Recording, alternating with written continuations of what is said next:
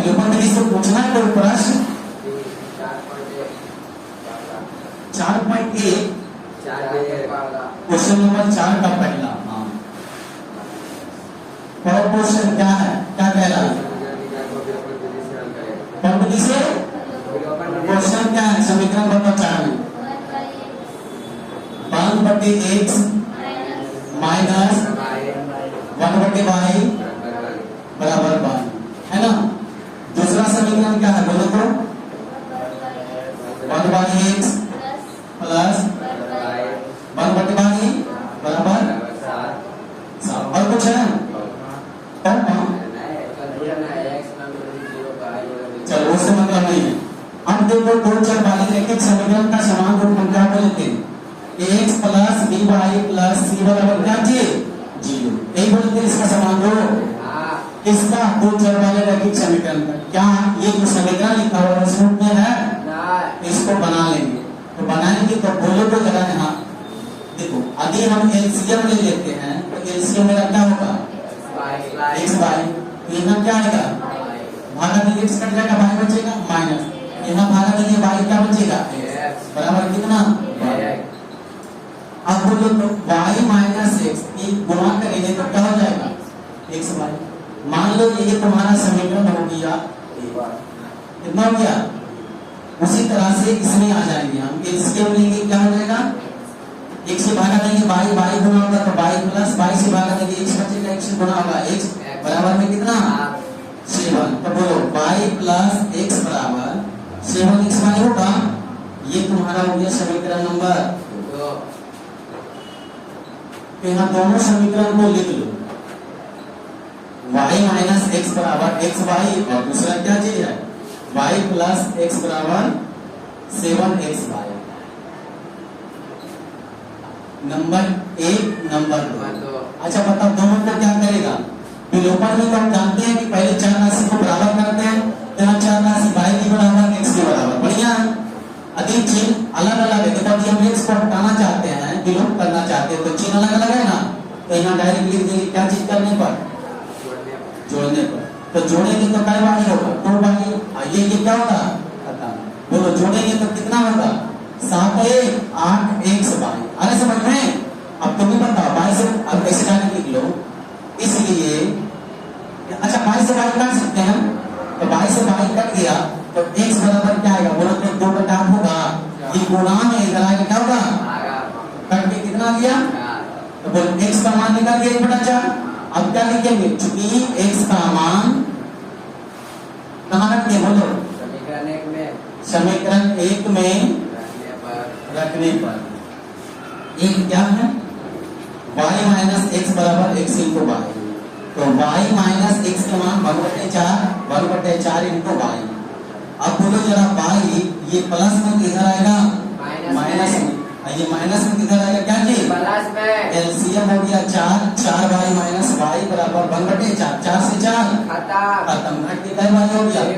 y बराबर 1। इसलिए y बराबर 1/3। तो x का मान भी मिल गया, y का मान भी मिल गया। तो लास्ट में हम क्या लिख देंगे? अतः x बराबर कितना होगा बोलो तो? 1/4 और y बराबर 1/3। बढ़िया प्रश्न। देखो बाबू इस चैप्टर में विलोपन विधि पूरा है, तो जितना पूछेगा उतना कम पड़ेगा, पूछते रहेगा हम बताते रहेंगे, ठीक है। तो अब इसके बाद अगला नंबर कौन सा प्रश्न का जरा बता दो इसमें। नहीं है तो डायरेक्ट नहीं बोलो। क्वेश्चन नंबर 6 की 4 का छठा 6 का पहला। तो इसको बताओ कि लिख रहा है जल्दी बताओ इसको। नहीं अभी आ गया।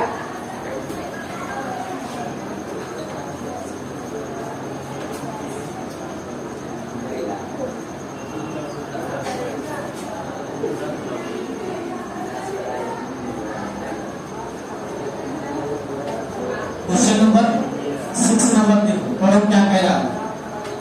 निम्नलिखित समीकरण कोई दिक्कत नहीं है, खाली समीकरण दे दिया धोधा।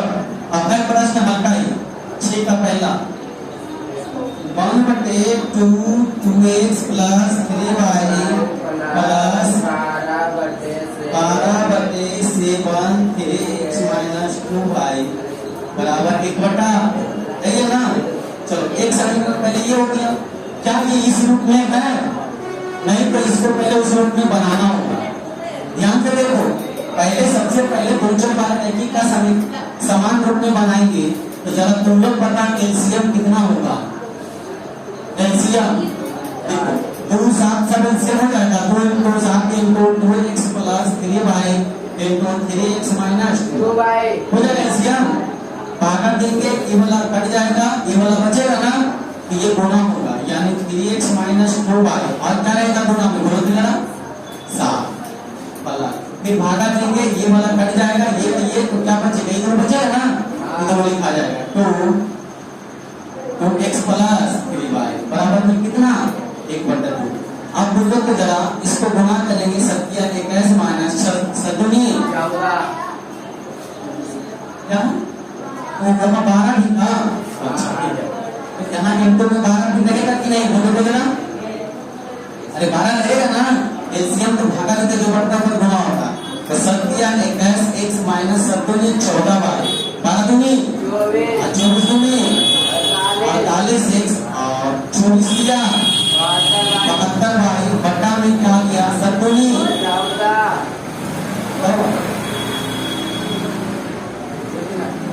क्या हुआ? मुझको तो ये 7 दूनी 14। बोलो एक इधर ध्यान से देखो, 2x + 3y 3x - 2y अलग अलग है ना, तो इसको गुना कर लेंगे बाय कर, इसको पहले गुना करेंगे। 3 दूनी 6x², फिर ये इसके साथ होगा माइनस, बोलो तो जरा 4xy, फिर इसके साथ अपने ही करोगे 9xy, फिर इसके साथ करेंगे तो 6y² बराबर में 1/2। अब आ जाओ जरा x को एक साथ 48 है 1 8 है 1 9 4 2 6x 8 है 9 4 2 6। अब ये दोनों का घटेगा, क्या होगा? 12 में से 4 गया 8 6 में से 1 गया 5 58y बटा में 14 से गुना कर लेंगे तो 14 6 कितना होता है? 58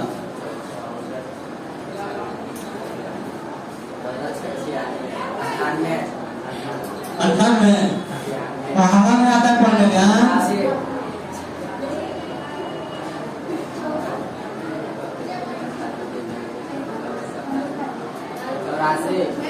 आ जाओ, बोलो 14 चौक 6 पूरा 84 चौक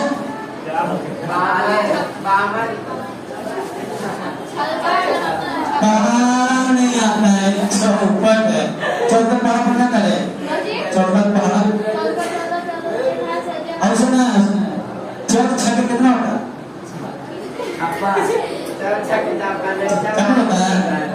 अब बढ़ गई 14 6 56xy। फिर बोलो 14 बलियोदन से 14 26 से माइनस 84 बराबर अगर चाहिए। चलो बदला दिया, इधर समझ में आ रहा है? देखो इधर ऊपर घट के लिखा क्या? आपको विक्षेपण गुना हो जाएगा, इधर को कर लेंगे तो गुणनफल दूनी कितना होगा? 9 दूनी 18 8 बाकी 6 दूनी 12 है 13x प्लस 8 दूनी 16 5 दूनी 10 है 11y बराबर में 84x² माइनस ये दोनों बताओ कितना होगा? 0 7 5 12 x बाई माइनस में 84y करना कुछ नहीं है। यहाँ पर से ये हो जाएगा a का मान, ये हो जाएगा b का मान और इधर पूरा c का मान। सेम अगला समीकरण में आ जाएगा इसी तरह से, फिर उसी तरह से विलोप कर देना, दोनों में से किसी एक को अपने आप बन जाएगा। थोड़ा कैलकुलेशन इसमें है, कर लेगा। चलो अगर कर लेगा तो हम इसको मिटाते हैं, तुमको इस चैप्टर आज खत्म करवाते हैं। अच्छा बताओ तो छठा में ये क्वेश्चन नहीं हुआ? जो 7 को है 5 को कुल इसी तरह से बन जाएगा, बाकी सब हल्के रहेगा। यहाँ पे समीकरण थोड़ा लोचा हो गया, द्विघात तरह किया गया, वहां नहीं रहेगा देखा। तो बताओ 7वां नंबर में क्वेश्चन पढ़ते हैं तो लोग समझना, कारण निम्नलिखित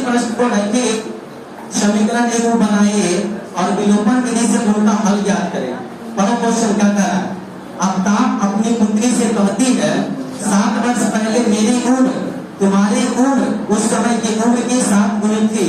आज से 3 वर्ष बाद मेरी उम्र तुम्हारी उम्र 3 वर्ष बाद की तिगनी हो जाएगी, उनकी वर्तमान हो जाए। कोई बात नहीं, लोग एक प्रश्न है, समझना बेटा। तो इसको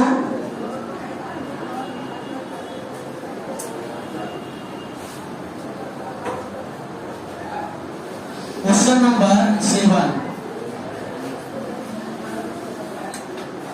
सबके पास क्वेश्चन रहेगा तो समझ में आएगा, बंदा इसे रख करते रहेगा। दो चेयर वाले रखिए समीकरण, एक अवताप है और उनकी एक पुत्री है। तो हम मान लेंगे, माना के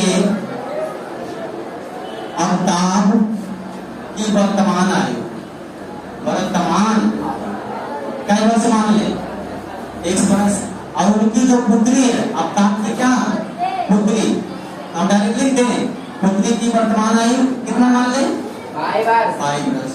अब आज जब अकॉर्डिंग टू क्वेश्चन प्रश्न अनुसार प्रश्न क्या कह रहा है, अब क्या बोल रहा है कि 7 वर्ष पहले मेरी उम्र अपना बेटी से कह रहा है तुम्हारी उम्र की उस समय की उम्र की 7 गुणित थी। तो 7 वर्ष कहाँ जाना, क्वेश्चन को समझो। 7 वर्ष पहले, तो 7 वर्ष पहले तुम उनको कर दे 1 से -7 पहले चल गया, और y -7 पहले चल गया। अब हम क्या कह रहा, तुम्हारी उम्र उस समय की उम्र की 7 गुणित थी। 7 गुणित के था बाबूजी ने होगा, तो बेटिया में बराबर करना है, तो क्या करें, गुना करेंगे, बेटी कितना कर लेंगे, इसको हल कर लेंगे। सबसे पहले 1 से -7 7y -7 पाई को इधर कर लेंगे, तो 1 से -7y -49 और प्लस में कितना हो जाएगा 7। तो बोलो 1 से -7y बराबर में घट के कितना आएगा -42। ये तुम्हारा हो गया समीकरण नंबर 1। आगे आप गुणा, फिर दूसरा समीकरण कैसे बनेगा चलिए। फिर कह रहा है आज से 3 वर्ष बाद, तो 3 वर्ष बाद दोनों बढ़ेगा के दोनों, तो दोनों को 3-3 साल बढ़ा दो, बढ़ गया दोनों 3-3 साल। अब कह रहा है 3 वर्ष बाद मेरी उम्र तुम्हारी उम्र की 3 गुनी हो जाएगी। अब बताओ 3 गुना उमरिया बाबू जी के हो गया, तो बराबर करना है, तो 3 गुना कहीं करना है, बोलो जरा दोनों में। बाबू जी कह रहा है कि आज से 3 वर्ष बाद तुम्हारी उम्र के हम 3 गुनी हो जाएंगे। तो बताओ 3 गुनी होगा, ये हो जाएगा, तो बराबर करने के लिए कितने गुना करेंगे, हमेशा छोटा करेंगे, किधर करेंगे, छोटा करेंगे। तो उनकी वर्तमान उम्र क्या, काम खत्म। यहाँ से वो समीकरण मिलेगा x + 3 3y + 3 किया, बोलो x - 3y आइए जाके घटेगा, तो 9 - 3, तो x - 3y बराबर कितना किया, समीकरण नंबर। Any problem? अच्छा बता, ये दोनों समीकरण को हम कौन विधि से हल करेंगे, यहाँ विलोपन विधि से। कौन विधि से, हम लिख लेंगे, चूंकि x - 7y बराबर -42 और x - 3y बराबर 6। अब मतलब दोनों समीकरण को हल करेंगे तो x y का मान मिलेगा, और x का जो मान आएगा काम क्या आएगा, y का जो मान आएगा किसका आएगा, काम का। देखते हैं, हल करते हैं। यदि चर राशि समान है, तो चर समान है तो जोड़ेंगे कि घटाएंगे, क्या करेंगे, घटाने पर। तो घटाने पर चिन्ह क्या होता है, चिन्ह, तो ये से ये खत्म, ये मतलब कितना आएगा -4 पर होगा, और ये मतलब कितना आएगा -48, माइनस से माइनस, तो y बराबर कितना आ गया 48/4 करके कितना आया 12, यानी 12 साल के है। अब बता y के मान आया 12 साल के है, उनका बेटी जी। तो आपने कहा अब आप की उम्र मौखिक बताओ तो कितना आएगा x का मान, कैलकुलेशन कर लो मौखिक करके। स्टैंडर्ड लेवल के स्टूडेंट को इसलिए बोल रहे हैं मौखिक कैलकुलेशन।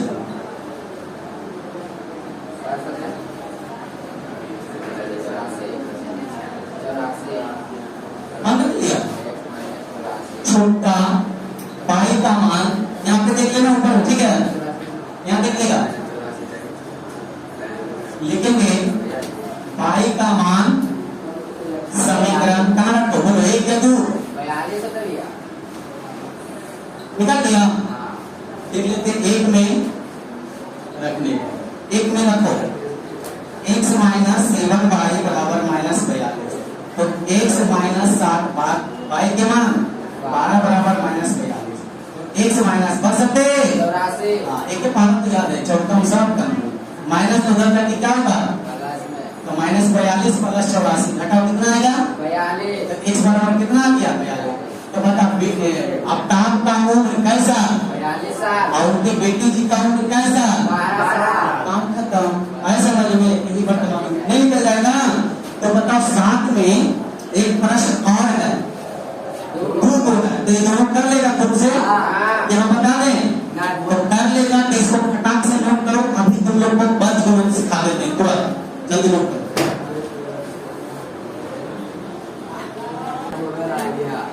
चलो बढ़िया और ऊपर वाला नहीं निकला ठीक है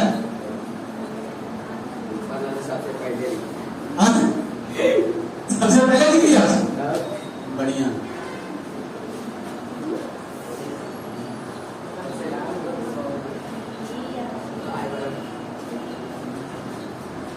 बेटा में यही बता दी बगल वाले से देखिए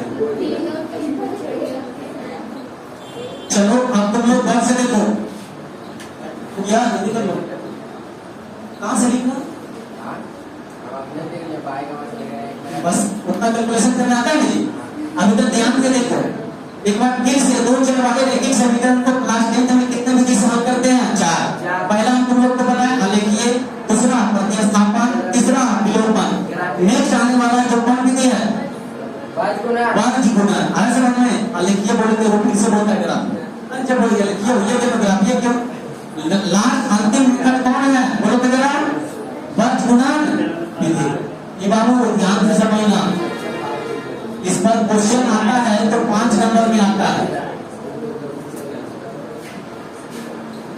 ध्यान से देखो जब इस क्वेश्चन जिक्र कर देगा ना कि वर्ग गुणन से बनाओ इस पर आता है 5 नंबर क्या नंबर में 5 नंबर मतलब दो चर वाले रैखिक समीकरण को हल करने के लिए कम से कम कितना समीकरण 2 समीकरण वो 2 समीकरण क्या क्या रहेगा जो देख लो एक रहेगा a1x प्लस b1y बराबर क्या चीज लिख देते हैं c1 समीकरण नंबर कितना हो गया दूसरा समीकरण a2x प्लस b2y बराबर c2 समीकरण नंबर कितना हो गया यही रहेगा दो का समीकरण इसे हम कौन विधि से हल करेंगे बाबू अभी तक जितना समीकरण देखा जितना मेथड पढ़ा क्या उसमें से कोई फार्मूला सब आया था इधर से निकालो उधर रखो इधर से निकालो उधर रखो ग्राफ बनाओ जमा करेगा आंसर नहीं हो रहा था ना लेकिन इसमें फार्मूला होता है क्या होता है फार्मूला जो फार्मूला क्या है अपने शब्द में याद रखेंगे सबसे पहले ऐसे करके लिख देंगे B C A पढ़ में आता है हम क्या लिखे BCAB क्या बोलेगा BCAB BC फिर से एक बार लिख देगा क्योंकि 2 बार समीकरण है B C A तो वो लिख दिए 2 समीकरण ये पहले लिखे तो इसमें क्या क्या लगा देंगे बान देखो फार्मूला लिखने का तरीका और याद करने का तरीका अलग होता है फिर दूसरा आएगा 2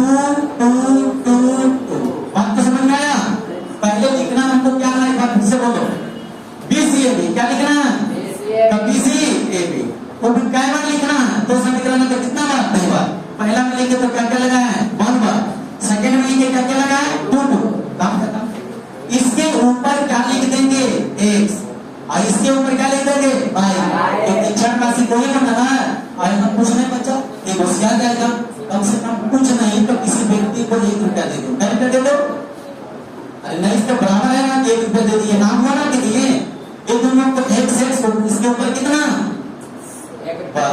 x हमारे इसके ऊपर कितना अब करना कुछ नहीं है इच्छा गुना करने आता है इसको गुना करेंगे इसके साथ इसके गुना किसके साथ करेंगे अब देखो इसका फार्मूला क्या बन गया जो देखो ऊपर लिखेंगे x बटा में ये गुना होगा तो वो क्या लिखेंगे b1 c2 उसके बाद फिर ये दोनों को गुना करेंगे तो ये दोनों को नीचे से ऊपर जाना देखो ऊपर से ससरना आसान होता है और ऊपर से ससरना आसान होता है कि नहीं तो इसलिए प्लस का गया और नीचे से ऊपर चलेगा जब टाइम लगता है कि नहीं जब टाइम लगता है तो इसलिए उसके लिए हम क्या लिख देंगे माइनस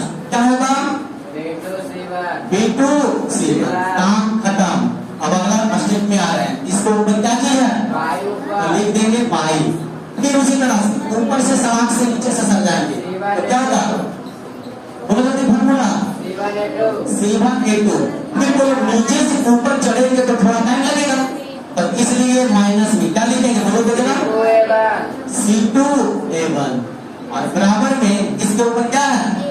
एक, तो एक लिख देंगे और बटा में फिर उसी तरह से समांग से नीचे से सर जाएंगे तो क्या होगा? A1A2 माइनस फिर बोलो समांग से कहां चले जाएंगे? ऊपर, तो क्या होगा? A2B1। हो गया फॉर्मूला, काम खत्म। इसी को याद रखना है। याद रखने का तरीका हम क्या बोले? सबसे पहले दो बार इसके भी लिख दो, x/1, उसके बाद एक बार ऊपर से नीचे आओ, ऊपर से नीचे और एक बार नीचे से कहां जाओ? ऊपर। ऐसे करते रहो, अपने आप फॉर्मूला बन जाएगा। जब ये क्वेश्चन इस पर आएगा तो x/1 ऊपर रख देंगे और नीचे में गुणा कर करके मानने रखने आएगा, अपने आप बनेगा। आज तुम लोग को सिर्फ हम ये बता दिए हैं, तुम्हें इसको याद रखना होगा, कल इस पर हम क्वेश्चन दिखाएंगे। जो कि एक्सरसाइज चैप्टर कितना में मिलेगा? 3 पॉइंट कितना?